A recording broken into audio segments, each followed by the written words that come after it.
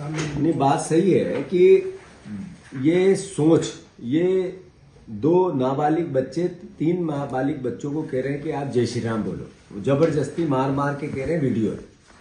तो आखिर भगवान राम का नाम लेने के लिए भगवान राम ने कभी किसी को ये नहीं कहा कि मुझे जोर जबरदस्ती से हो। ये करवाने वाले है कौन, ये सोच कौन सी है, विचार कौन सा है, और उसी विचार से के कारण ये स्थिति बन रही है। इसके पीछे अगर कोई दोषी है तो बीजेपी है, आरएसएस है, जिन्होंने इस तरह की मानसिकता बना दी कि क्रूरता से धर्म का प्रचार करने की कोशिश, मैं मानता हूं सहिष्णुता से धर्म का प्रचार करने की कोशिश, ये हिंदू धर्म की फिलोसॉफी है। और मैं मानता हूं कि इस तरह की घटनाएं अगर बढ़ रही है तो जो जिनने की वो तो दोषी है, पर ये सोच भी दोषी है। किसी भी प्रयास में कोई भी दोषी हो, अपराध अपराध होता है, शासन ने करना चाहिए। ऐसी जो गतिविधि कोई हो जो किसी भी प्रकार का क्राइम करे, कानून को अपना काम करना चाहिए। कल आपने सिंधिया जी को लेकर क्या बोला? बीजेपी ने खंडन किया है कि सिंधिया जी तो जनसंघ के जमाने से उनका परिवार जुड़ा रहा है, उन्होंने पार्टी के साथ पूरी ईमानदारी बरती। नहीं, मैंने कुछ नहीं बोला। एक बुजुर्ग मेरे पास आए 1 साल पहले की चिट्ठी लेके, उन्होंने कहा कि ये सिंधिया जी के पास में पैसे खर्च करके दिल्ली गया, उन्होंने चिट्ठी लिखी पर कलेक्टर ने उनकी भी नहीं सुनी। तो मैंने ये एहसास कराने की कोशिश की कि जिन्होंने ये कहा था कि सम्मान के से बड़ा राजनीति नहीं होती है, और जिन्होंने कहा जिंदा हो तो जिंदा रहना नजर आना चाहिए, तो ये जिंदे तो हैं पर चिट्ठी में 1 साल से अमल नहीं हुआ है ना, जिंदा नजर नहीं आ रहा है। ये विचार था, मैंने वो उसको तरीके से पेश किया। भारतीय जनता पार्टी ने प्रदेश में 1 साल पहले ये कहा था कि हम मोदी गारंटी देना चाहते हैं। 2600-2700 गेहूं के दाम थे, 3100 धान के दाम थे, 450 रुपये का गैस सिलेंडर था, बहनों को मुफ्त आवास योजना के अंतर्गत भी घोषणाएं थी, 3000 बहनों को देने की बात थी। एक भी मोदी गारंटी पूरी नहीं हुई, टोटल झूठ। और शिवराज जी ये झूठ लेके दहेज में चले गए, वहां संसद में, वहां कृषि मंत्री बन गए, वो रोज झूठ वहां बोलते हैं। तो हम 16 तारीख के दिन पूरे प्रदेश के किसान, युवा, महिला, गरीब, जो इनको वोट किया वो भी और जो कांग्रेस का वर्कर है वो भी, इनसे हिसाब पूछेगा। जवाब दो, आप कब दोगे, क्यों नहीं दिया, और नहीं दोगे तो चैन से आप सरकार चला कैसे सकते हो। कांग्रेस का दायित्व है। साथ ही साथ जातिगत जनगणना इस देश की, इस प्रदेश की नीड है। इस देश के संसाधन पर गरीब का हक है, और गरीब का क्या और अमीर का फासला तभी पता चल सकता है जब जातिगत जनगणना होगी। इस जाति के इतने लोग हैं, उसमें इतने गरीब हैं, इसका मतलब है कि उसका पोस्टमार्टम है। तो मैं समझता हूं कि उसका एक आह्वान, उसकी एक शुरुआत, उसका एक पूरे प्रदेश को मैसेज हम 16 तारीख को देंगे और संकल्प लेंगे कि जातिगत जनगणना इस देश और प्रदेश में हो। साथ ही साथ वचन पत्र का पालन हो, बेटियों की रक्षा हो, और जो भारतीय जनता पार्टी का झूठ, फरेब और पाखंड है वो सार्वजनिक हो। अखबारों की सुर्खियां हैं कि बीजेपी के एक नेता योगेंद्र सिंह सोलंकी ने एक बेटी के साथ बलात्कार किया।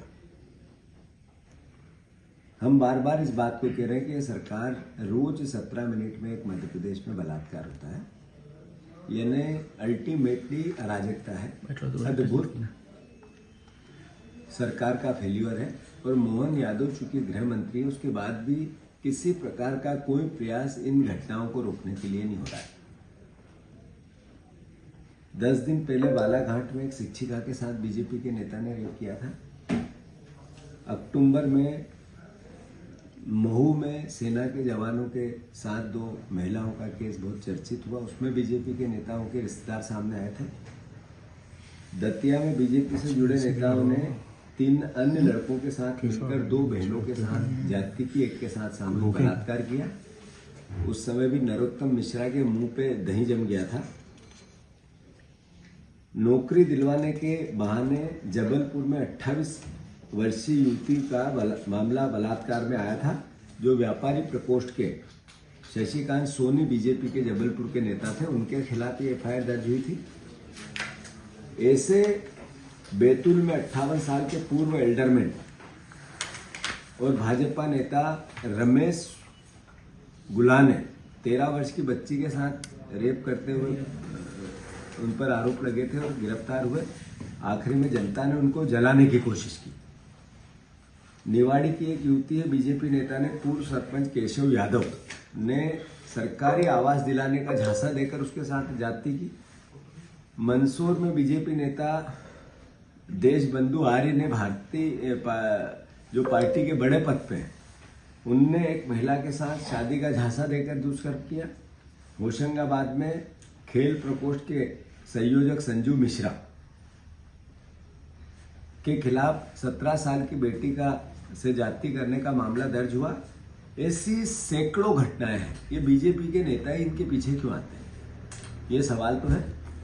जैसा मैंने कहा, राजनीतिक दबाव में हजारों मामले दब जाते हैं और सीएम की कॉन्स्टिट्यूंसी में ही फुटपाथ पे एक बेटी के साथ रेप हो रहा था। हमने देखा, सुना, समझा। जबलपुर में छात्रवृत्ति के नाम पर 17 बेटियों के साथ जाति हुई, ये भी इसी हमारे प्रदेश की घटना है। भोपाल, मुरैना, हरदा सहित प्रदेश के कई जिलों में रोज 17 मिनट में एक बलात्कार होता है और मोहन यादव मौन है। और कोई इसके अलावा भी कभी जिज्ञासा नहीं बताई कि हम इसके लिए कुछ प्रयास करेंगे। सोच में गड़बड़ है। मैं मानता हूं कि इस पर सरकार संज्ञान मिले, समाज संज्ञान मिले और बीजेपी के असली चाल चरित्र और चेहरे को पहचाने। बालाघाट में बीजेपी युवा मोर्चा की जिलाध्यक्ष रेप का केस दर्ज है। पार्टी ने पद से हटा दिया, लेकिन अब तक गिरफ्तार नहीं कर पाई पुलिस। मैंने कहा ना, बीजेपी के नेता कुछ करे अपराध, बेटियों के साथ जाति करे, बलात्कार करे, करप्शन करे, एक पे भी बीजेपी का रिएक्शन नेगेटिव नहीं आता है कि उनके साथ हम कानून का काम करें, उनको बचाए कैसे, इस पे पूरी बीजेपी लग जाती है। मैंने कहा ऐसे जितने मामले हैं उनको, अभी ये सोलंकी का भी जो केस है, 5-10 नेता लग गए होंगे उनको बचाने के लिए। अगर आप ये वीडियो YouTube पर देख रहे हैं तो हमारे चैनल को सब्सक्राइब करें और बेल आइकन को दबाना ना भूलें। अगर आप Facebook पर ये वीडियो देख रहे हैं तो हमारे पेज को लाइक करें।